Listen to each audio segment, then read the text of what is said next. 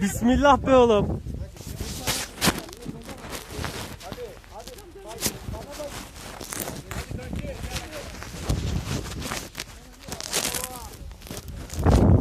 Niko Başkan, video çekerek gitmeye çalışacağım. Bütün dengem alt üst olacak ama. Aşağıdan başlayacağım ben. Çekmeye mi? Aslında doğru diyorum. Burası tehlikeli biraz benim için ama. Çok tehlikeli.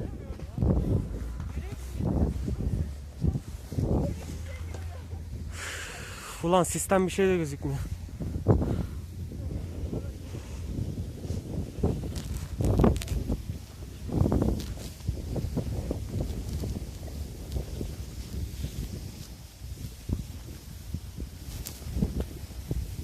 Durmayın işte şurada da. Of.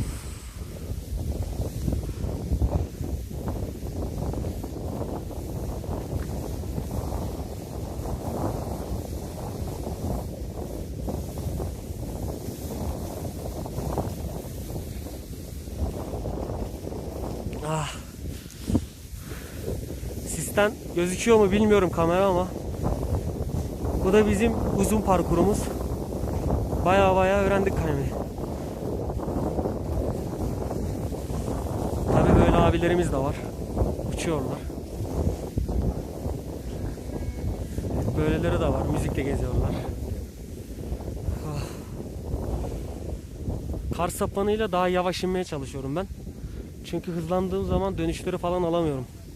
Tecrübesizlik şu an.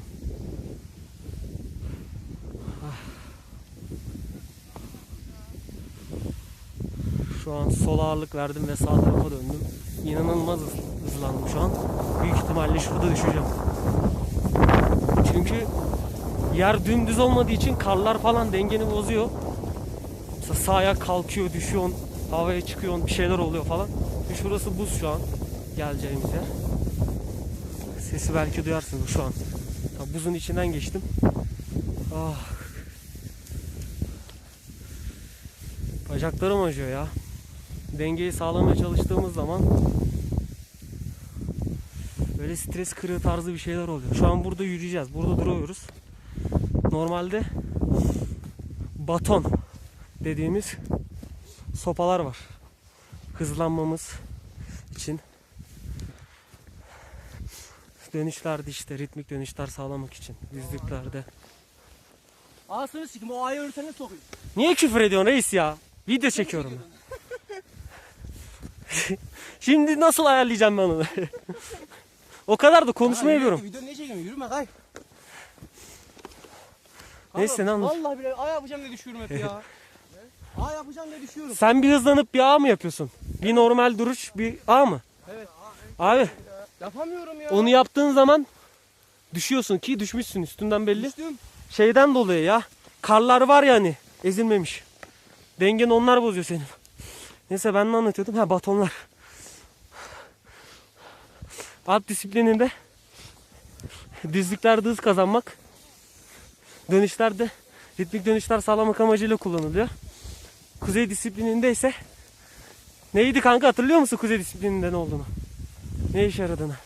Tırmanırken dağlık alanlara kolaylık ve hız kazandırıyor. Yani daha rahat çıkmamızı sağlıyor. Ve bende şu an yok. O yüzden bu yürüme yerinde çok yavaş kalıyorum. Arkadaşlar biraz hırslılar. Hızlı gidiyorlar ama ben yoruldum. Çünkü bu 4. seferimiz. Artık daha çık in. Dediğim gibi hani bacaklar da acıyor. Yapanlar bilir. Alışamadım. Evet devam ediyoruz. Uzun parkura devam. Ya şurası çok tehlikeli. Şimdi bakın görürsünüz ama göremezsiniz. Hayır, gördünüz şu an siyahlılar falan var. Buradan hızla geliyorlar. Onlar tamam profesyonel. Bir de böyleleri var. Yolun ortasında durmuşlar. Hayır acemiyim diyorum baba. Çarpacağım onu istiyorsunuz ya. Evet, tehlikeli bir yer. Burada hızımı yavaşlatmam lazım. Ayakları marifine getiriyorum. Sol tarafa ağırlık veriyorum ve sağa dönüyorum. Ya arkadaşlar durmayın lütfen, çok acemiyim.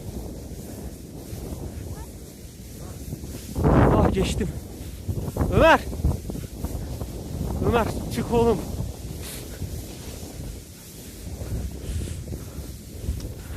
Reis yine mi düştün? Düşerken yakaladım seni. Hayır, burası çok tehlikeli. Burada kamerayı kapatmam lazım. Sol tarafa ağırlık. Kanka durma değil, durmam lazım burada. Buradan sonrası çok dik, kamerayı kapatıyorum. Bu da böyle bir anımız. Öğrendik ya 3 günde.